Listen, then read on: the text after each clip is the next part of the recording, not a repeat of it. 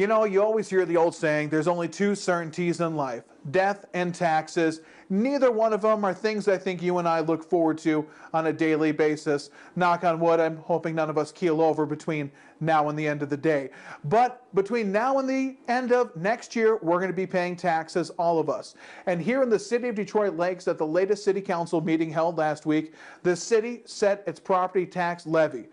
And I must say, I was shocked because it was the most reasonable property tax increase in the city of Detroit Lakes since I moved to this community back in 2006. The tax rate increase for property owners in Detroit Lakes, remember, this is just the percentage you pay on your property taxes to the city. It doesn't mean your taxes are only going to go up by this much because they still have county, school, etc., etc. Who knows what else is on there. But the Detroit Lake City Council for 2013 approved a tax levy of 3.23%, just a hair above the cost of living adjustment or the rate of inflation that's been going on in our nation. I'm astounded by this, considering when you look back at the numbers before this, 2007, we had a 5.2% property tax increase. 2008, a 14.3% property tax increase. 2009, 4.46% property tax increase. 2010 was a 15.43% property tax increase. 2011 was 9.35%. And last year, 2012, was a 6.5% tax increase. So you can see that this is the lowest since at least 2007, and I bet if you look back in the logs a few years even further, probably the lowest going back even more years. So what does that mean? Well, it means our levy is increasing roughly by $117,000. That's how much more tax money is going to come from the public. It raises the property tax amount the city takes in to $3,751,000.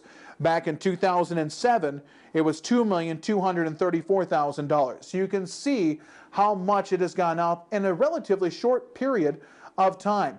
Now, the city has lost a lot of state money in the form of local government aid over that same period of time, to the tune of nearly $900,000, at least going into 2012, and I'm not quite sure how that local government aid is factoring into this year's budget. But here's what I do know. You know, prior to this, we had Democrat control or split government in the state of Minnesota. Last 2 years, we had Republican control in the House and Senate.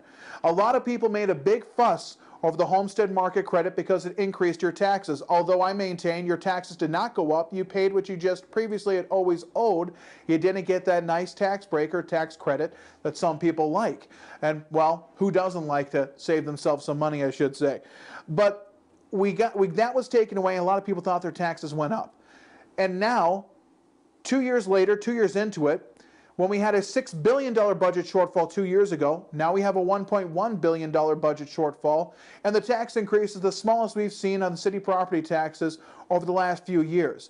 Now, I don't know if that's directly as a result of the Republican rule in the House and Senate, but I think you've got to consider that as possibly a reason that happened. Now it's a complete flip-flop. We've got Democratic control all the way.